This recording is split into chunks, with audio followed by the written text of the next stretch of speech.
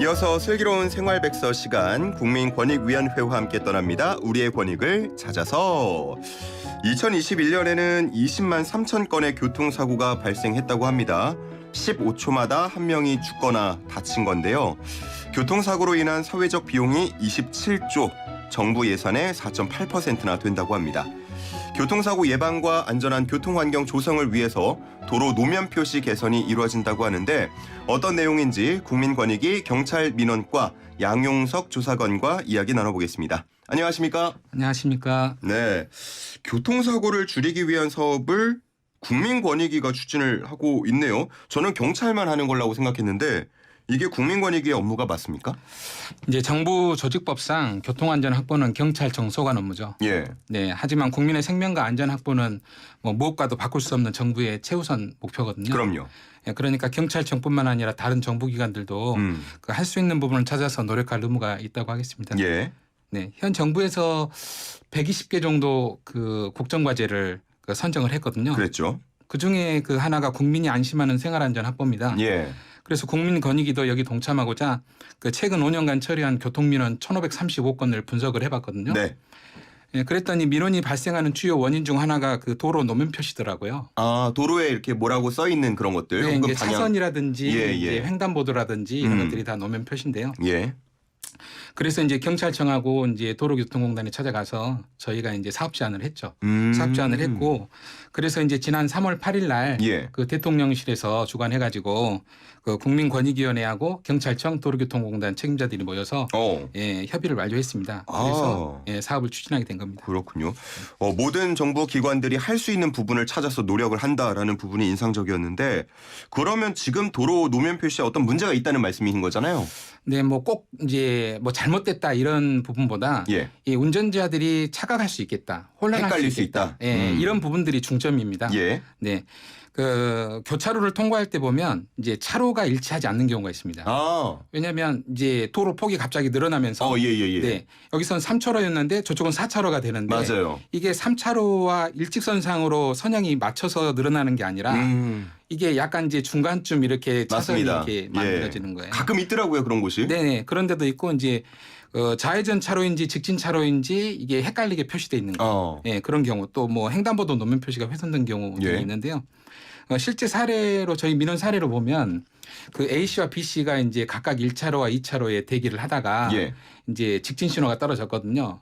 그래서 달리다 보니까 둘 다 2차로로 들어가려고 했던 거예요. 아, 거기가 한 차로가 더 늘어나다 보니까. 그렇죠. 자기 주행 차로가 이제 그 차로라고 착각하는 거예요. 예. 네, 그래서 접촉 사고가 발생한 사례가 있었는데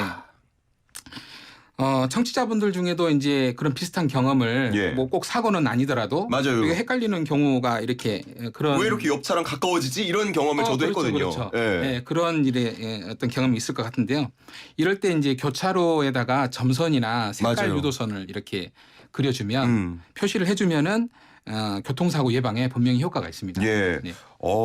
저도 문득 이렇게 말씀을 들으니까 과거의 이런 기억들, 경험들이 좀 생각이 나는데 직진하고 좌회전 차선 표시 제대로 해달라는 우리 청취자분 리틀스타님 등의 의견이 지금 들어왔고 이게 너무 끝에 가서 표시가 돼 있는 경우에는 또 차선 변경하기 여유가 없는 경우도 있더라고요. 아마 그런 이런저런 민원들이 들어왔던 것 같습니다. 그럼 교차로 차로 외에 또 어떤 것들이 있습니까? 또 이제 그 예를 들면 이제 총 3차로인데 예. 거기에서 보통은 1차로는 좌회전, 가운데 이제 2차로는 직진. 예. 네, 3차로는 직진과 우회전. 통상 이렇죠. 예. 뭐 또 직자가 있을 수도 있고요. 그런데 네. 2차로를 달리다가 3차로인 도로에서 2차로를 달리다가 이 교통 위반으로 이제 주행차로 위반으로 단속된 경우가 있어요. 예. 그래서 범칙금 4만 원 이제 부과를 받았는데 그게 이제 2차로가 1차로, 2차로 모두 좌회전 차량이고 예. 3차로에서 직진을 할 수 있는 거였습니다. 예. 근데 그런 건 통상적이지 않거든요. 그래서 이제 운전자는 나는 그걸 몰랐다라고 주장했지만 이제 받아들여지진 않았는데 예. 그런 경우도 이제 그 착각할 수 있겠다 예. 이런 생각이 들었습니다. 여기 어디 상암에서 화곡인가 넘어갈 때 보니까 한 5, 6차선 되는데 좌회전 차선이 한 3, 4개인 곳도 있더라고요. 그런 데도 있죠. 예, 그런 데는 좀 멀리서부터 표시할 필요가 있을 것 같은데 그런데 헷갈리는 곳들이 여기저기 있습니다. 자, 그러면 노면 표시 개선 사업에서는 어떤 것들을 살피게 되는 겁니까? 앞서 말씀드린 내용은 물론이고요. 또 횡단보도 표시가 이렇게 지워지거나 예. 또는 이제 차량과 보행자가 뒤엉켜서 보행자 교통사고 위험이 높은 곳 예, 이런 곳은 이제 노면 표시 보수하고 함께 예. 야간에 조명등 같은 거 투광기라고 하는데요. 그런 거나 또 표지병이라고 이렇게 반짝이는 바닥에 보면 반짝이는 거 있잖아요. 그런 교통안전시설도 보강할 예정이고요.